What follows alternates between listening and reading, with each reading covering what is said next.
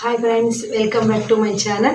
Friends, ನಾನಿವತ್ತು ಏನು ವಿಷಯದೊಂದಿಗೆ ಬಂದಿದ್ದೀನಿ ಅಂತಂದರೆ, ಇಷ್ಟು ದಿವಸ ನಾನು ಟೈಲರಿಂಗ್ ವಿಡಿಯೋ, ಆಮೇಲೆ ಟೈಲರಿಂಗ್ ಕಟ್ಟಿಂಗ್, ಈ ವಿಡಿಯೋದಲ್ಲಿ ಯಾರೆಲ್ಲ ಟೈಲರ್ಸ್ ಇದ್ದೀರಾ ಇಂಪಾರ್ಟೆಂಟಾಗಿ ಈ ವಿಡಿಯೋ ನೋಡಿ. ಯಾಕಂದರೆ ನಂಗೆ ತುಂಬ ಜನ ಕಮೆಂಟ್ ಮಾಡಿದರು, ಫೋನ್ ಮಾಡಿದರು, ನಮಗೆ ಬಟ್ಟೆ ಇದ್ರೂ ಬಟ್ಟೆ ಹೊಲಿಯೋಕ್ಕೆ ಮನಸ್ಸಾಗಲ್ಲ, ಯಾಕೆ ಈ ರೀತಿ ಆಗುತ್ತೆ, ಯಾಕಂದರೆ ನಮಗೆ ಇವತ್ತು ನಾಳೆ ಹೊಲಿದ್ರಾಯ್ತು, ನಾಡ್ದು ಹೊಲಿದ್ರಾಯ್ತು ಅಂತ ಹೇಳಿ ತುಂಬ ಜನ ಆ ಥರ ಆಗ್ತಿದೆ, ನಂಗೆ ಬಟ್ಟೆ ಬರ್ತಿಲ್ಲ ಅಂತೇಳ್ಬಿಟ್ಟು ಫೋನ್ ಮಾಡಿ ಕೇಳ್ತಿದ್ರು, ಕಮೆಂಟ್ ಮಾಡ್ತಾಯಿದ್ರು. ಹಾಗೆ ಮತ್ತೊಂದು ನಾನು ಹೇಳ್ತೀನಿ, ಇವತ್ತು ಏನು ವಿಷಯ ಅಂದರೆ, ನನ್ನ ಟೈಲರ್ ಶಾಪಿಗೆ ಯಾಸ್ಮೀನ್ ಅನ್ನೋ ಒಂದು ಹುಡುಗಿ ಟೈಲರಿಂಗಿಗೆ ಅಂದರೆ ಬಟ್ಟೆ ನಾನು ಕಟ್ ಮಾಡಿಕೊಟ್ರೆ ಅವಳು ಸ್ಟಿಚ್ ಮಾಡ್ತಾಳೆ, ಕಟ್ಟಿಂಗು ಬರುತ್ತೆ. ಆದರೆ ನಾನೇ ನಮ್ಮ ಬಟ್ಟೆ ಅಲ್ವಾ, ಕಸ್ಟಮರ್ ಹಾಳಾದರೆ ಮತ್ತೆ ಸಮಸ್ಯೆ ಆಗುತ್ತೆ ಅಂತ ಹೇಳ್ಬಿಟ್ಟು, ಕಸ್ಟಮರ್ ಬಟ್ಟೆ ಅಲ್ವಾ ಅಂತ ಹೇಳ್ಬಿಟ್ಟು ನಾನು ಅವಳಿಗೆ ಕಟ್ ಮಾಡಿಕೊಡ್ತೀನಿ, ಅವಳು ಬಟ್ಟೆನ ಹೊಲಿತಾಳೆ. ಆದರೆ ಅವಳು ದಿನಕ್ಕೆ ಎಷ್ಟು ಬ್ಲೌಸ್ ಹೊಲಿತಾಳೆ. ಫ್ರೆಂಡ್ಸ್, ನಮ್ಮ ಶಾಪಲ್ಲಿ ಕೆಲಸ ಮಾಡುವಂಥ ಯಾಸ್ಮೀನ್ ಬಗ್ಗೆ ಇವತ್ತು ನಾನು ಮಾತಾಡ್ತೀನಿ. ಅವಳು ಯಾವ ರೀತಿ ಕೆಲಸ ಮಾಡ್ತಾಳೆ, ಅವಳಿಗೆ ಕೆಲಸ ಮಾಡೋದಕ್ಕಷ್ಟು ಎನರ್ಜಿ ಹೇಗೆ ಬರುತ್ತೆ. ಈಗ ನಾವು ಪ್ರತಿಯೊಬ್ಬ ಹೆಣ್ಮಗಳು ಆಗಲಿ, ಯಾರೇ ಆಗಲಿ, ಕೆಲಸ ಮಾಡಬೇಕು ಅಂದರೆ ನಮಗೆ ಏನಾದರೂ ಒಂದು ಕಾರಣ ಇರಬೇಕು. ಕಾರಣ ಇದ್ದರೆ ಮಾತ್ರ ಕೆಲಸ ಮಾಡೋಕ್ಕೆ ಸಾಧ್ಯ. ನಮಗೆ ಎಲ್ಲದೂ ಆರಾಮಾಗಿ ಇದ್ವಿ ನಾವು ಮನೇಲಿ.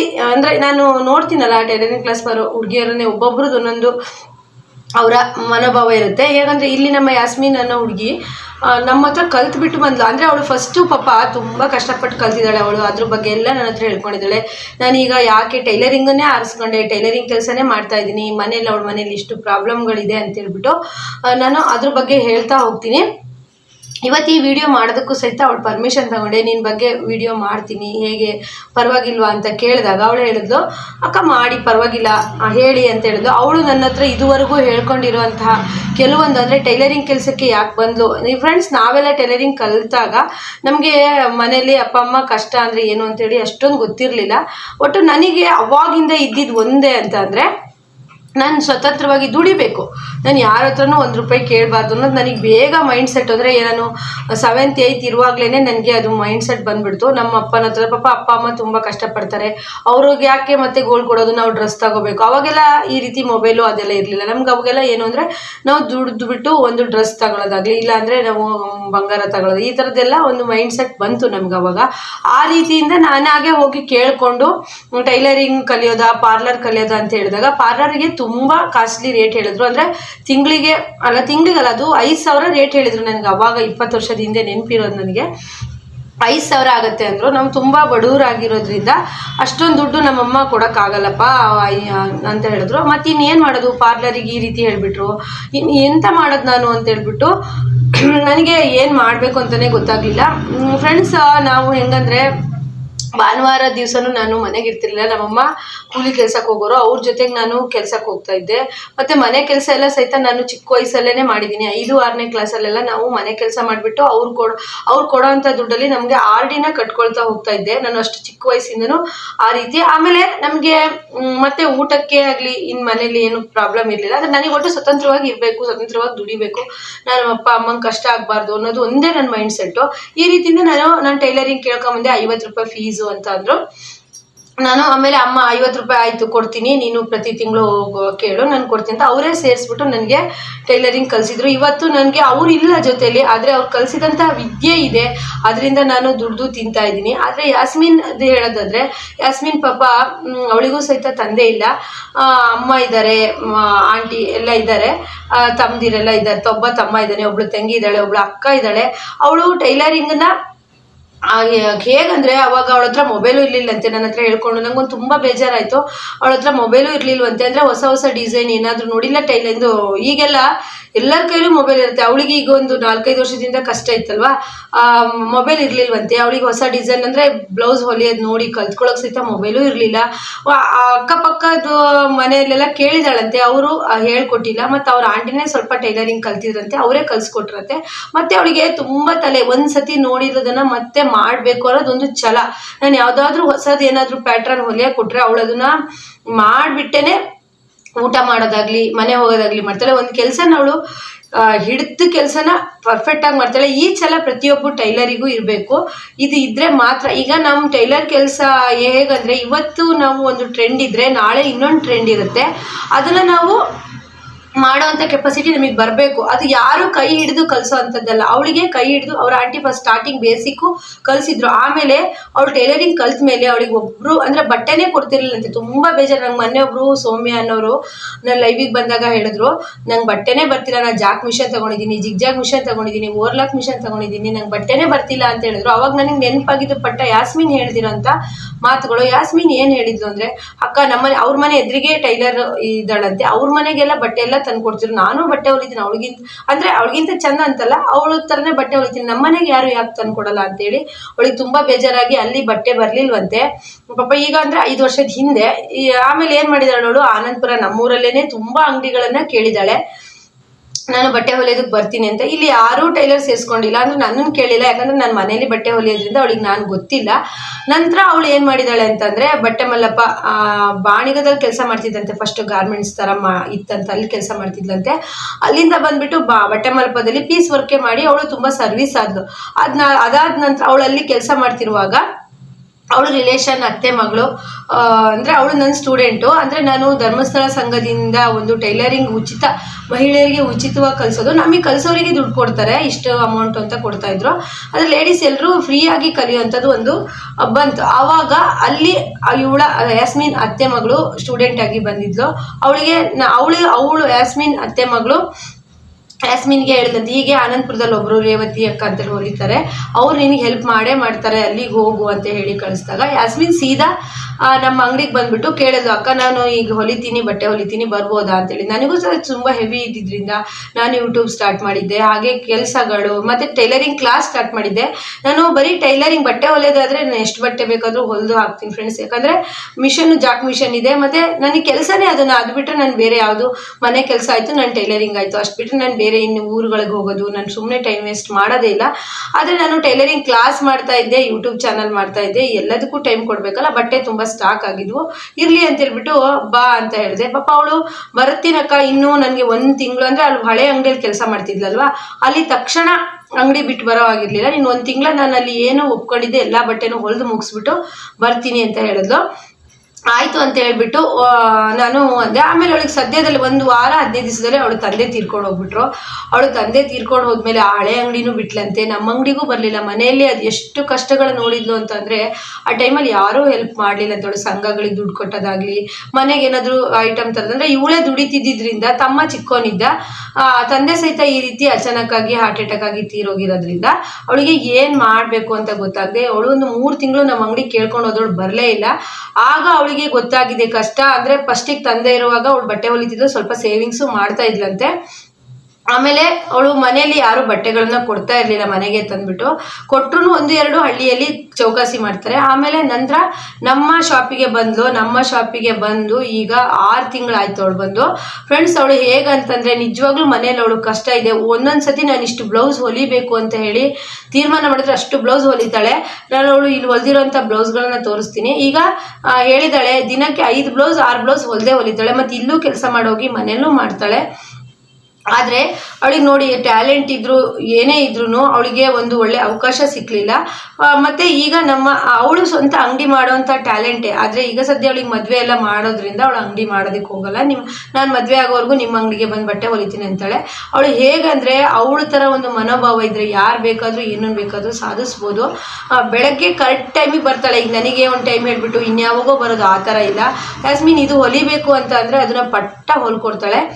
ಮತ್ತು ಏನೇ ಕಷ್ಟ ನೀವು ಡಿಸೈನು ಏನೇ ಕೊಡಿ ಅದನ್ನು ಅವಳು ಆಗಲ್ಲ ಅಂತ ಹೇಳಿ ಅವಳ ಬಾಯಲ್ಲಿ ಬರೋದಿಲ್ಲ. ನನಗೆ ತುಂಬ ಖುಷಿ ಆಗುತ್ತೆ. ಮತ್ತು ಫ್ರೆಂಡ್ಸ್, ಈಗ ನಾವು ಒಬ್ಬರನ್ನ ಅಂಗಡಿ ಕರ್ಕೊಬೇಕು ಅಂತಂದರೆ ವಸ್ತುಗಳನ್ನು ನಾವು ಹೇಗಾತಾಗಿ ಅಂದರೆ ನಾವೀಗ ಎಲ್ಲದನ್ನೂ ಬಚ್ಚಿಡೋಕ್ಕೆ ಮುಚ್ಚಿಡೋಕ್ಕೆ ಆಗಲ್ಲ. ಯಾಕಂದರೆ ನಾವು ಟೈಲರ್ಸ್ ಆಗಿರೋದ ದಾರ ಆಗಿರ್ಬೋದು, ಫಾಲ್ ಆಗಿರ್ಬೋದು, ಪ್ರತಿಯೊಂದು ಅವಳು ಒಂದು ವಸ್ತು ಒಂದೇ ಒಂದು ದಾರದುಂಡೆ ತೊಗೊಂಡ್ರು, ಅಕ್ಕ ನಾನು ಇದು ತೊಗೊಂಡಿದ್ದೀನಿ ನಿಮ್ಗೆ ಇಷ್ಟು. ನನಗೆ ಫ್ರೆಂಡ್ಸ್ ಹೆಂಗಂದರೆ ನನಗೆ ನೆನಪು ಉಳಿಯೋದಿಲ್ಲ. ಅಂದರೆ ಅವಳು ನನಗೆ ದುಡ್ಡು ಕೊಡಬೇಕಾದ್ರೂ ನಂಗೆ ನೆನಪು ಉಳಿಯೋದಿಲ್ಲ. ನನಗೆ ತುಂಬ ನೆನಪು ಮರ್ತೋಗೋದು ಜಾಸ್ತಿ. ಅವಳು ಅಕ್ಕ ನಿಮಗೆ 10 ರೂಪಾಯಿ ಕೊಡಬೇಕು, 20 ರೂಪಾಯಿ ಕೊಡಬೇಕು ಅಂತ ನೆನಪು ಮಾಡಿಕೊಡ್ತಾಳೆ. ಹಾಗೆಯೇ ಅವಳು ಇಷ್ಟು ಬಟ್ಟೆ ಟಾರ್ಗೆಟ್ ನಾನು ಇಷ್ಟು ಹೊಲಿಬೇಕು ಕಣೆ ಅರ್ಜೆಂಟ್ ಇದೆ ಅಂದರೆ ಅದನ್ನು ಮುಗಿಸ್ಕೊಟ್ಟೆ ಹೋಗ್ತಾಳೆ. ಈ ಥರ ಮಾಡಿದ್ರೆ ಅಂದರೆ ಆ ಥರ ನೀವು ಒಂದು ಮನೋಭಾವನ ಬೆಳೆಸ್ಕೊಳ್ಳಿ. ನೀವು ಎಲ್ಲೇ ಹೋದ್ರೂ ಕೆಲಸ ಮಾಡೋಕ್ಕೆ ಸಾಧ್ಯ. ಹೊಸದನ್ನು ಟ್ರೈ ಮಾಡಿ ಹೊಲಿತಾ ಹೋಗಿ. ಅಂದರೆ ನಾನು ಈ ವಿಡಿಯೋ ಯಾಕೆ ಮಾಡ್ತಿದ್ದೀನಿ ಅಂದರೆ, ನಂಗೆ ಮೊನ್ನೆ ಒಬ್ಬರು ಸೌಮ್ಯ ಅಂತೇಳಿ ಲೈವಲ್ಲಿ ಕೇಳಿದ್ರು, ನನಗೆ ಬಟ್ಟೆನೇ ಬರ್ತಾ ಇಲ್ಲ, ನಾನು ಇಷ್ಟೆಲ್ಲ ಮಿಷನ್ ತಗೊಂಡಿದ್ದೀನಿ, ತುಂಬ ಬೇಜಾರಾಗುತ್ತೆ. ನಾನು ಅದಕ್ಕೆ ಈ ಥರ ಬಟ್ಟೆ ಬರ್ತಿಲ್ಲ ಅಂತ ನೀವು ಬಟ್ಟೆ ಹೊಲಿಯೋದನ್ನಾಗಲಿ ಬಿಡಬೇಡಿ. ಫಸ್ಟ್ ಟೈಮ್ ಅಂದರೆ ನೀವು ಫಸ್ಟ್ ಒಂದು ಸ್ವಲ್ಪ ಜನಕ್ಕೆ ಪರಿಚಯ ಆಗೋ ತನಕ, ಸರ್ವಿಸ್ ಆಗೋ ತನಕ ಬೇರೆ ಅಂಗಡಿಯಲ್ಲಿ ಅವ್ರು ಎಷ್ಟು ಕಡಿಮೆ ಕೊಡ್ತಾರೋ ಅಷ್ಟು ಮಾಡಿ. ಇವಳಿಗೂ ಫಸ್ಟಿಗೆ ಅಂಗಡಿ ಸೇರಿಸ್ಕೊಂಡಾಗ 6 ತಿಂಗಳು ಅವಳು ಫ್ರೀಯಾಗಿ ಕೆಲಸ ಮಾಡಿದ್ದಾಳೆ, ಕೆಲಸ ಕಲ್ತಿದ್ದಾಳೆ. ಕೆಲಸ ಕಲ್ತ್ರೆ ಎಲ್ಲಿ ಹೋದ್ರೂ ಫ್ರೆಂಡ್ಸ್, ಒಂದು ಕೆಲಸ ಕಲ್ತಿರ್ಬೇಕು. ನಾವು ಓದಲ್ಲಿ ನಮ್ಮದು ಅಂದರೆ ಕೆಲವರು ಹೇಗಂದರೆ, ಈಗ ನಾನು ಫ್ರೆಂಡ್ಸ್ ಅವಳು ಬಂದಾಗ ನಾನು ಅಂಗಡಿನೇ ಬಿಟ್ಟು ಹೋಗ್ತಿದ್ದೆ. ಈಗ ನಾನು ಮನೇಲೇ ಅವಳು ಬಟ್ಟೆ ಹೊಲಿತಿರ್ತಾಳೆ ಅಂದ್ಬಿಟ್ಟು ಎಲ್ಲಿ ಅಂಗಡಿಗಾಗಲಿ ನಂದು ಏನಾದರೂ ಬೇರೆ ಕೆಲಸಗಳಿದ್ರೆ ಹೋಗಿ ಬರ್ತೀನಿ. ಅಷ್ಟು ಪ್ರಾಂಪ್ಟಾಗಿ ಕೆಲಸ ಮಾಡ್ತಾಳೆ. ನಮ್ಮ ಟೈಲರಿಂಗ್ ಕ್ಲಾಸಿಗೆ ಬರೋವಂಥ ಸ್ಟೂಡೆಂಟ್ ಬಗ್ಗೆ ಬೇಕಾದರೆ ನೀವು ಒಬ್ಬೊಬ್ಬರಲ್ಲಿ ಒಂದೊಂದು ಟ್ಯಾಲೆಂಟ್ ಇರುತ್ತೆ, ನಾವು ಅದ್ರ ಬಗ್ಗೆ ಹೇಳುವ ವಿಡಿಯೋ ಮಾಡು ಅಂದರೆ ಮಾಡ್ತೀನಿ. ಮತ್ತೆ ನೀನು ನಾಳೆ ಹೇಳೋಗಿದ್ದಾಳೆ, ನಾನು ಬಂದು ನಾಳೆ 10 ಬ್ಲೌಸ್ ಹೊಲಿತೀನಿ ಅಂತೇಳಿ. ಯಾಕಂದರೆ ನಮ್ಮ ಟೈಲರಿಂಗ್ ಕ್ಲಾಸಲ್ಲಿ ನಾವು ಟೂರ್ ಇಟ್ಟಿದ್ದೀವಿ, ಟೂರಿಗೂ ದುಡ್ಡು ಬೇಕು, ಮನೆಗೂ ಕೊಡಬೇಕು. ಮತ್ತು ಈಗ ಅವಳಿಗೂ ಟೈಲರಿಂಗ್ ಐಟಮ್ಸ್ ಎಲ್ಲ ತಗೊಳಕ್ಕಿರುತ್ತಲ್ವ, ಅದಕ್ಕೆ ಅವಳು ಟಾರ್ಗೆಟು ನಾಳೆ ನಾನು 10 ಬ್ಲೌಸ್ ಹೊಲಿತೀನಕ್ಕ, ಎಲ್ಲ ಕಟ್ ಮಾಡಿಡಿ ಬಂದು ಹೊಲಿತೀನಿ ಅಂತ. ಅವಳು ಹೋದ್ಮೇಲೆ ಸಂಜೆ ನಾನು 2 ಬ್ಲೌಸ್ ಹೊಲಿತೀನಿ, ಕಟ್ಟಿಂಗ್ ಇರ್ತವೆ, ಕಟ್ಟಿಂಗ್ ಮಾಡ್ತೀನಿ. ಆದರೆ ಅವಳಿಗೊಂದು ಛಲ, ಅಂದರೆ ನಾನು ಇವತ್ತು ಇಷ್ಟು ಬಟ್ಟೆ ಹೊಲಿತೀನಿ, ಇಷ್ಟು ಹೊಲಿಬೇಕು ಅಂತ ಹೇಳ್ಬಿಟ್ಟು. ಫ್ರೆಂಡ್ಸ್, ಒಂದು ಹೆಣ್ಣು ಮಗಳು ಒಂದು ಫ್ಯಾಮಿಲಿನ ಇಷ್ಟರ ಮಟ್ಟಿಗೆ ನೋಡ್ಕೊತಾಳೆ ಅಂದರೆ ನಿಜವಾದ ಒಂದು ಗ್ರೇಟ್ ಅಂತಲೇ ಹೇಳ್ಬೋದು. ತುಂಬ ಖುಷಿ ಆಗುತ್ತೆ ಫ್ರೆಂಡ್ಸ್. ಅವಳು ಕೆಲಸ ಜೊತೆಗೆ ಅವಳು ಮಾತು ಕತೆ, ನಮಗೆ ಅವಳು ಬಂದಿಲ್ಲ ಅಂದರೆ, ಒಂದು ದಿವಸ ಬಂದಿಲ್ಲ ಅಂದರೆ ಏನೋ ಒಂಥರ ಬೇಜಾರಾಗುತ್ತೆ. ನಾನು ಅವಳ ಹತ್ರ ಕೇಳಿದೆ, ನಿನ್ನ ಬಗ್ಗೆ ಒಂದು ವಿಡಿಯೋ ಮಾಡಬೇಕು, ಆಯ್ತಕ್ಕ ಮಾಡಿ ಪರವಾಗಿಲ್ಲ ಅಂತ ಹೇಳಿದ್ರು. ಆದರೆ ಈ ವಿಡಿಯೋದಲ್ಲಿ ಅವಳು ಫೇಸ್ ತೋರ್ಸಂಗಿಲ್ಲ, ಯಾಕಂದರೆ ಅದು ಆ ರೀತಿ ಇಲ್ಲ ಅವರು. ಆದರೆ ಅವಳ ಬಗ್ಗೆ ನಾನು ಹೇಳಿದ್ದೀನಿ, ನೀವು ಅವಳನ್ನ ಇಮ್ಯಾಜಿನ್ ಮಾಡ್ಕೊತೀರಾ ಅಂದ್ಕೊಂಡಿದ್ದೀನಿ. ಯಾರಿಗೆಲ್ಲ ಬಟ್ಟೆ ಬರ್ತಿದ್ರು ಹೊಲಿಯೋದಕ್ಕೆ ಉದಾಸೀನ ಮಾಡಿಕೊಂಡು ನೀವು ಸುಮ್ಮನೆ ಟೈಮ್ ಪಾಸ್ ಮಾಡ್ತಾ ಇರ್ತೀರಾ, ಅವ್ರಿಗೆ ನಾನು ಹೇಳ್ತೀನಿ ಈ ಮಾಹಿತಿ. ಯಾಕಂದರೆ ಈ ಪ್ರತಿಯೊಬ್ಬರು ದುಡಿಬೇಕು ಅಂದರೆ ಮನೆಯಲ್ಲಿ ಕಷ್ಟ ಇದ್ದರೆ ಮಾತ್ರ ದುಡಿತಾರೆ. ಎಲ್ಲದಕ್ಕೂ ಆರಾಮಾಗಿತ್ತು ಪ್ರತಿಯೊಂದು ಅಪ್ಪ ಅಮ್ಮನೇ ಮಾಡ್ತಾ ಇದ್ರು ಅಂತಂದರೆ ಅವ್ರು ಯಾವುದೇ ಕಾರಣಕ್ಕೂ ಕೆಲಸಗಳನ್ನ ಮಾಡೋದಿಲ್ಲ. ಯಾಕಂದರೆ ಆರಾಮಾಗಿದ್ರೆ ಆದರೆ ಅದರಲ್ಲಿ ಕೆಲವರು 10 ಜನದಲ್ಲಿ ಒಬ್ಬೊಬ್ಬರು ಮನೇಲಿ ಎಲ್ಲದೂ ಚೆನ್ನಾಗಿದ್ರು ನಾವು ಸ್ವಂತ ದುಡಿಬೇಕು, ನಾವೇನೋ ಒಂದು ಅರ್ನ್ ಮಾಡಬೇಕು, ಬೆಳಿಬೇಕು ಅಂತ ಹೇಳ್ಬಿಟ್ಟು ಕಷ್ಟಪಡ್ತಾರೆ. ನಾನು ಆ ಥರ ಇದ್ದವ್ರಿಗೆ ಹೇಳ್ತಾ ಇಲ್ಲ. ಈ ಒಬ್ಬೊಬ್ಬರು ಬಟ್ಟೆ ಬರ್ತಾ ಇರ್ತವೆ, ಮನೇಲೂ ಪ್ರಾಬ್ಲಮ್ ಇರುತ್ತೆ, ಕೆಲಸ ಮಾಡಲೇಬೇಕಾಗಿರುತ್ತೆ, ಆದರೂ ಅವ್ರಿಗೆ ಒಂಥರ ಸೋಮಾರಿತನ ಮಾಡೋದೇ ಇಲ್ಲ. ಆ ರೀತಿ ಯಾವತ್ತೂ ಮಾಡಬೇಡಿ. ದಿನಕ್ಕೆ ನಾವು ಇಷ್ಟು ಬ್ಲೌಸ್ ಹೊಲಿತೀವಿ ಅಂತ ಟಾರ್ಗೆಟ್ ಇಟ್ಕೊಳ್ಳಿ. ಮತ್ತು ನಾವು ಅಂಗಡಿ ಮಾಡಿದ್ರೆ ಮನೇಲೇ ಬಟ್ಟೆ ಹೊಲಿಯೋರು, ಅಂಗಡಿ ಮಾಡಿದ್ರೆ ನಾವು ಇಷ್ಟೇ ಬಟ್ಟೆ, ಅಂಗಡಿಯವ್ರು ಇಷ್ಟು ಬಟ್ಟೆ ಹೊಲಿಬೇಕು ಅಂತ ಅವ್ರಿಗೆ ಒಂದು ನಿಯಮ ಇರುತ್ತೆ. ಅದೇ ರೀತಿಯೇ ನಾನು ಬೆಳಗ್ಗೆ ಇಷ್ಟೊತ್ತಿಗೆ ಕೂರ್ತೀನಿ, ಇಷ್ಟೊತ್ತಿಗೆ ಹೊಲಿತೀನಿ ಅಂತ ಹೇಳ್ಬಿಟ್ಟು ಒಂದು ಮೈಂಡ್ ಸೆಟಲ್ಲಿ ಇಟ್ಕೊಳ್ಳಿ. ಮತ್ತೊಂದು ಟೈಲರ್ಸಿಗೆ ನಾನು ಮುಖ್ಯವಾದ ವಿಷಯ ಹೇಳೋದು ಅಂದರೆ ಫ್ರೆಂಡ್ಸ್, ನೀವು ಕೆಲವರು ಹೊಲ್ಕೊಟ್ಟಿರೋ ಬ್ಲೌಸ್ಗಳು ಟೈಟ್ ಆಗುತ್ತೆ, ಲೂಸ್ ಆಗುತ್ತೆ, ಭುಜ ಜಾರತ್ತೆ, ನೀವು ಹೊಲಿದಿದ್ದೇ ಸರಿಯಾಗಿಲ್ಲ ಅಂತ ನಿಮ್ಮನ್ನ ಒಂಥರ ಅಂದರೆ ಆ ಕೆಲಸ ಮಾಡೋದೇ ಬಿಡಬೇಕು, ಆ ರೀತಿ ಮಾಡ್ತಾರೆ. ಆ ರೀತಿ ಯಾರಾದರೂ ಮಾಡಿದರೆ ನೀವು ಅದು ಒಂದೇ ಬ್ಲೌಸ್ ಅಲ್ಲ, ಅವ್ರು ಏನು ತಪ್ಪು ಹೇಳಿದರೆ ನೀವು ಲೂಸ್ ಆಯಿತು ಸರಿನೇ ಹೊಲ್ದಿಲ್ಲ ಅಂದರೆ ನಾನು ಇನ್ನೊಂದು ಬ್ಲೌಸ್ 2 ಬ್ಲೌಸಲ್ಲಿ ಚೆನ್ನಾಗಿ ಹೊಲ್ಕೊಡ್ತೀನಿ ಅನ್ನೋ ನಿಮ್ಮ ಮೈಂಡ್ ಸೆಟ್ ಇರಬೇಕು. ಈ ವಿಷಯಕ್ಕೆ ಎಷ್ಟೋ ಜನ ಟೈಲರಿಂಗ್ ಕೆಲಸನೇ ಬಿಡೋರಿದ್ದಾರೆ. ನನಗೆ ಹೇಳಿದ್ದಾರೆ, ಹೆಂಗೆ ಹೊಲ್ಕೊಟ್ರು ಅಲ್ಲಿ ಚೆನ್ನಾಗಿಲ್ಲ ಇಲ್ಲಿ ಚೆನ್ನಾಗಿಲ್ಲ ಅಂತಾರೆ. ನಮಗೆ ಕಟ್ ಮಾಡೋದಕ್ಕೆ ಭಯ, ಹೊಲಿಯೋದಕ್ಕೆ ಭಯ ಅಂತಾರೆ. ತಪ್ಪು ಮಾಡದೆ ಯಾವುದೂ ಕಲಿಯಲ್ಲ ಫ್ರೆಂಡ್ಸ್. ತಪ್ಪು ಮಾಡಿನೇ ನಾವು ಮುಂದೆ ಹೋಗೋಕ್ಕೆ ಸಾಧ್ಯ. ಒಂದು ಸರಿ 2 ಸರಿ ತಪ್ಪಾಗ್ಬೋದು, ಆದರೆ ಪ್ರತಿ ಸತಿ ತಪ್ಪಾಗಲ್ಲ. ನಾವು ಈ ಸರಿ ಏನು ತಪ್ಪು ಮಾಡಿರ್ತೀವೋ ನೆಕ್ಸ್ಟ್ ಸತಿ ಅದನ್ನು ಸರಿ ಮಾಡಿಕೊಂಡು ನೆಕ್ಸ್ಟ್ ಹೊಲಿತಾ ಇರ್ತೀವಿ ಅಲ್ವಾ. ಅದಕ್ಕೆ ನಾ ಹೇಳೋದು, ಯಾರಾದರೂ ಕಸ್ಟಮರ್ ನೀವು ಫಸ್ಟಿಗೆ ಬ್ಲೌಸ್ ಹೊಲ್ಕೊಟ್ಟಾಗ ಕಸ್ಟಮರ್ ಏನಾದರೂ ಹಾಗಾಗಿದೆ ಹೀಗಾಗಿದೆ ಬ್ಲೌಸೇ ಹಾಳಾಯಿತು ಅಂದರೆ ನೀವು ಅದಕ್ಕೆ ತಲೆನೇ ಕೆಡಿಸ್ಕೊಬೇಡಿ, ಹೊಲಿತಾ ಹೋಗಿ. ನಮಗೂ ಅದೇ ರೀತಿ ನನ್ನ ಜಾಗದಲ್ಲಿ ಯಾಸ್ಮಿನ್ ಕೂತ್ಕೊಂಡು ಹೊಲಿಯೋಕ್ಕೆ ಸ್ಟಾರ್ಟ್ ಮಾಡಿದಾಗ ಈ ರೀತಿ ತೊಂದರೆಗಳು ತುಂಬ ಆಗಿದೆ. ಈಗೂ ಫೇಸ್ ಮಾಡ್ತಾ ಇದ್ದೀನಿ. ಏನು ಗೊತ್ತಾ ಫ್ರೆಂಡ್ಸ್, ನನ್ನ ಸೀಟಲ್ಲಿ ಅವಳು ಕೂತ್ಕೊಂಡು ಹೊಲಿತಾ ಇರ್ತಾಳಲ್ವಾ, ಆಗ ಇಲ್ಲ ಬ್ಲೌಸ್ ಚೆನ್ನಾಗಾಗಿದ್ರು ಹಾಳೇ ಆಗಿದೆ ಅಂತ ಹೇಳ್ಬಿಟ್ಟು ಮೊನ್ನೆ ಒಬ್ಬರು ಬಂದಿದ್ರು. ಯಾವ ಥರ ಕಸ್ಟಮರ್ ಅಂದರೆ, ನಾವು ಬ್ಲೌಸ್ ಎಲ್ಲ ರೆಡಿ ಮಾಡಿ ಇಟ್ಟಿದ್ವಿ, ಬನ್ನಿ ನಿಮ್ಮ ಬ್ಲೌಸ್ ರೆಡಿ ಆಗಿದೆ ಅಂತ ನಾನು ಹೀಗೆ ತೋರಿಸ್ದೆ ಅಷ್ಟೇ. ಅವರು ಇಲ್ಲ ಯಾಕೋ ಈ ಬ್ಲೌಸು ಸರಿ ಆದಂಗೆ ಕಾಣಿಸ್ತಾ ಇಲ್ಲ, ಈ ಬ್ಲೌಸ್ ಹಾಳಾಯಿತು ಅಂತ. ಅದಕ್ಕೆ ಹೇಳಿದೆ, ಒಳಗೆ ಬಂದು ಫಸ್ಟು ನೀವು ಬ್ಲೌಸನ್ನು ಹಾಕಿ ನೋಡಿ, ಆ ನಂತರ ನೀವು ಮಾತಾಡಿ ಬ್ಲೌಸಿಗೆ ಅಂತ ಹೇಳಿದೆ. ಯಾಕಂದರೆ ನನ್ನ ಸೀಟಲ್ಲಿ ಅವಳು ಕೂತ್ಕೊಂಡು ಹೊಲಿತಾ ಇರ್ತಾಳಲ್ವಾ, ಹಾಗಾಗಿ ಅವಳು ಫ್ರೆಂಡ್ಸ್ ಫಸ್ಟ್ ಬಂದಾಗ ಜಾಕ್ ಮಿಷನ್ ಬೇಡ ಅಕ್ಕ ನನಗೆ ಅದು ಅಭ್ಯಾಸ ಇಲ್ಲ ಅಂದ್ಲು. ಅಭ್ಯಾಸ ಇಲ್ಲ ಅಂದರೆ ಯಾವುದೂ ಆಗೋದಿಲ್ಲ. ಅವಳು ಫಸ್ಟ್ ಟೈಮ್ ಬಂದಾಗ ಹೆದ್ರದ್ಲು ಬಿಟ್ಟರೆ, ಈಗ ಏನಾದರೂ ಯಾಸ್ಮಿನ್ ಮಾಡು ಅಂತ ಅಂದರೆ ಅವಳು ಆಯ್ತಕ್ಕ ಅಂತ ಹೇಳ್ಬಿಟ್ಟು ಹೆದ್ರಲ್ಲ, ಯಾವುದಕ್ಕೆ ಹೆದ್ರಲ್ಲ, ಮಾಡೇ ಮಾಡ್ತಾಳೆ. ಆದರೆ ಫಸ್ಟ್ ಟೈಮ್ ಬಂದಾಗ ಜಾಕ್ ಮಿಷನ್ ಕೂರೋದಕ್ಕೆ ಹೆದ್ರದ್ಲು. ಆದರೆ ನಾನು ಧೈರ್ಯ ತುಂಬಿ ಹೊಲಿಯೋಕೆ ಕೊಟ್ಟೆ. ಈಗ ಅದರಲ್ಲೇ ಅವಳು 5-6 ಬ್ಲೌಸನ್ನು ಸ್ಟಿಚ್ ಮಾಡ್ತಾಳೆ. ಫ್ರೆಂಡ್ಸ್ ನೋಡಿ, ತುಂಬ ಬ್ಲೌಸನ್ನು ಸ್ಟಿಚ್ ಮಾಡಿದ್ದಾಳೆ. ಈಗ ಹೀಗೆ ಎತ್ಬಿಟ್ಟು ಹೀಗೆ ತೋರಿಸ್ತೀನಿ ನೋಡಿ, ಇಷ್ಟು ಬ್ಲೌಸನ್ನು ಅವಳೇ ಸ್ಟಿಚ್ ಮಾಡಿರೋದು. ಐರನ್ನು ಎಲ್ಲ ಮಾಡಿ ರೆಡಿ ಮಾಡಿಟ್ಟಿದ್ದೀನಿ. ದಿವಸಕ್ಕೆ 4 ಬ್ಲೌಸ್ ಅಂತ ಹೇಳ್ಬಿಟ್ಟು ಸ್ಟಿಚ್ ಮಾಡ್ತಾಳೆ. ಮನೇಲಿ ಕಷ್ಟ ಇದೆ ಅವಳಿಗೆ, ಎಷ್ಟು ದುಡಿದ್ರೂ ಖರ್ಚಾಗುತ್ತೆ ಅವಳಿಗೆ.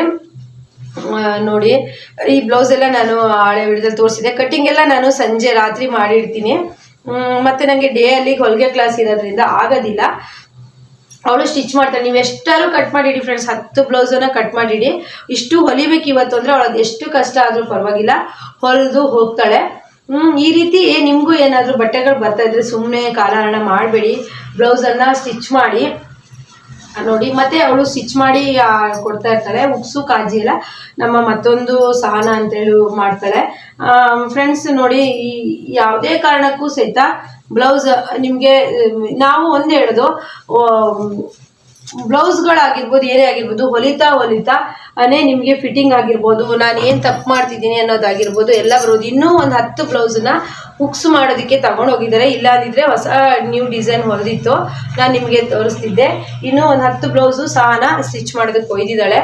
ಫ್ರೆಂಡ್ಸ್, ನಾನು ಈ ವಿಡಿಯೋದಲ್ಲಿ ಏನು ಹೇಳೋದೇನು ಅಂದರೆ, ನೀವು ಯಾಸ್ಮಿನಿಗೂ ಸಹಿತ ಚಿಕ್ಕ ವಯಸ್ಸೇ, ಇನ್ನೂ 21 ವರ್ಷ ಆದರೂ ಅವಳು ಇಷ್ಟು ಕಷ್ಟಪಟ್ಟು ಕೆಲಸ ಮಾಡ್ತಾಳೆ. ಈಗೂ ಸಹಿತ ಅವಳು ಮನೆಗೆ ಹೋಗಿ ಹಾಗೆ ಕೂತಿರಲ್ಲ, ಬಟ್ಟೆ ಹೊಲಿತಾ ಇರ್ತಾಳೆ.